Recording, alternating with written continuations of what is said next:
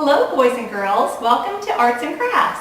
Today happens to be Arbor Day, and that's a day when we celebrate trees and think about how important they are to us.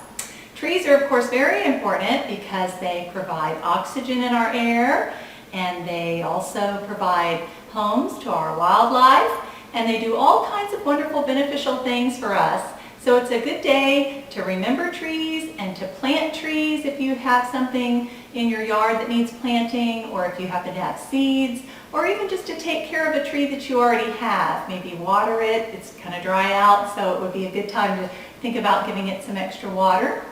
And we're going to be making a paper tear tree today. Now this one I did a long time ago and I put little apples on it. You don't have to do that. To make a paper tear tree, all you need is a piece of paper that's going to be the base, and then you'll need brown and green. And if you happen to have orange or red, then you can cut out some little fruits or something to put on yours, but you just need to have these three colors to make the basic tree. Now because it is Arbor Day and we're thinking about conserving paper, because paper comes from trees, I'm going to use some scraps of paper that I had left over from a previous craft class that we did at the library, and I've even got some scraps of brown, and I am going to need my scissors, so you'll need to get some scissors out too to make the trunk. And I just cut it a little bit like that, but if you don't have scissors, you can tear a trunk, and it actually makes it look like wood when you tear it.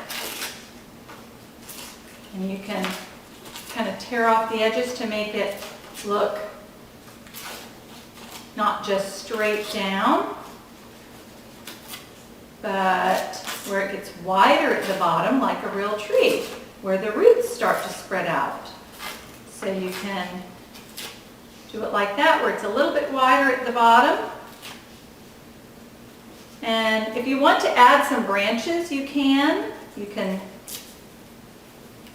add them like this, and you glue them on, but you don't have to have branches. So I'm going to make mine a little bit shorter than that. There's my trunk, and you'll need glue. We're using as few items around the house as need be, because we're trying to do a craft where you'll most likely have the materials just lying around your house. Hopefully you have some construction paper. If not, you might be able to take an old magazine and find pieces of green and brown in the pictures in a magazine.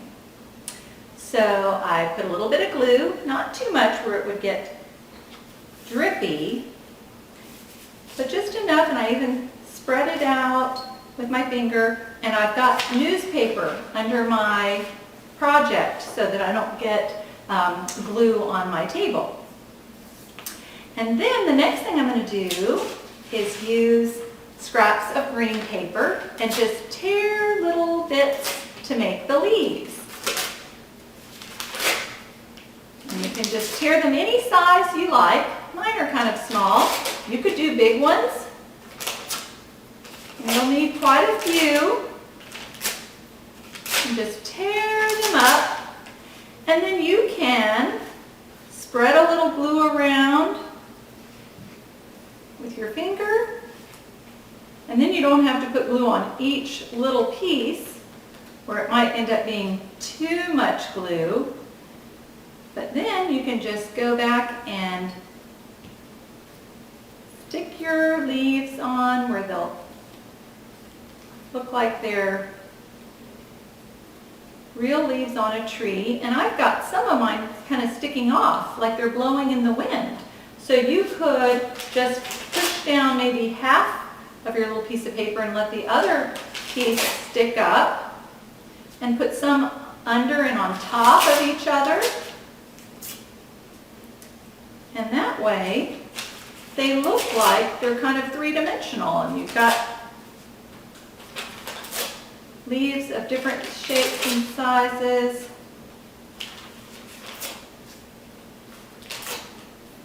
There we go.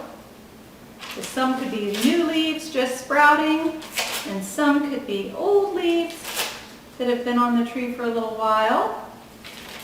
You could even use different colors of green. If you have light green and dark green paper, you can mix and match, and that way it kind of looks like the sunlight is hitting certain places on the tree. And it's okay if there's a little white left, because maybe you're seeing just through the branches of the tree. I'm going to go a little bit wider, cover a little bit bigger area.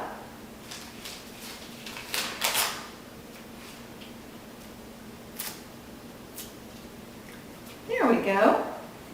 And you could take markers and crayons and draw a bird's nest, or put a little squirrel on the ground at the base of the tree eating acorns.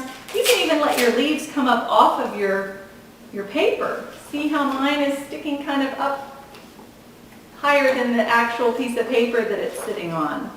So it's getting full of leaves, getting wider and taller. It doesn't have to be perfectly round, and your tree can look different than mine.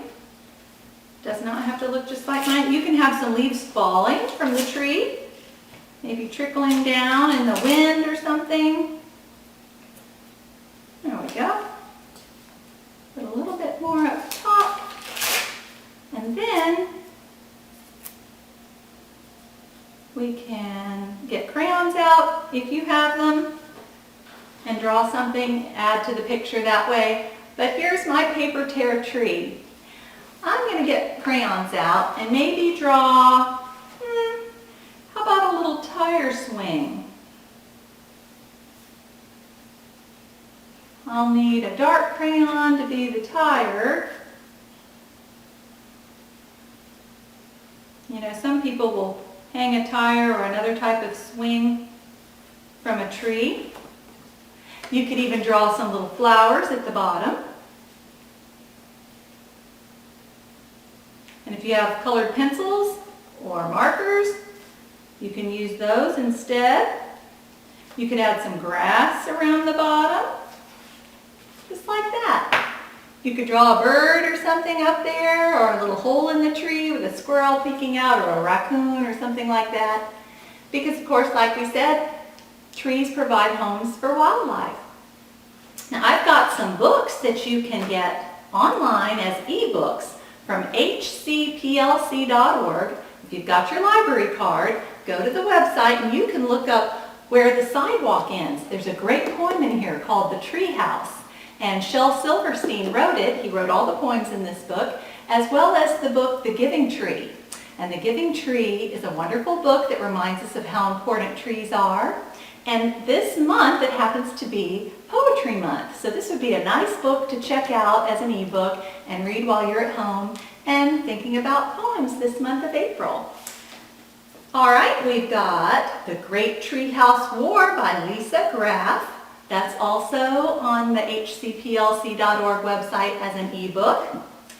Same with Froggy Builds a Treehouse by Jonathan London. And oh, here's a favorite by Dr. Seuss, The Lorax. That's a great book anytime, and we have it as an ebook. So get out your library card, and don't forget to try to make a paper tear tree. Happy Arbor Day.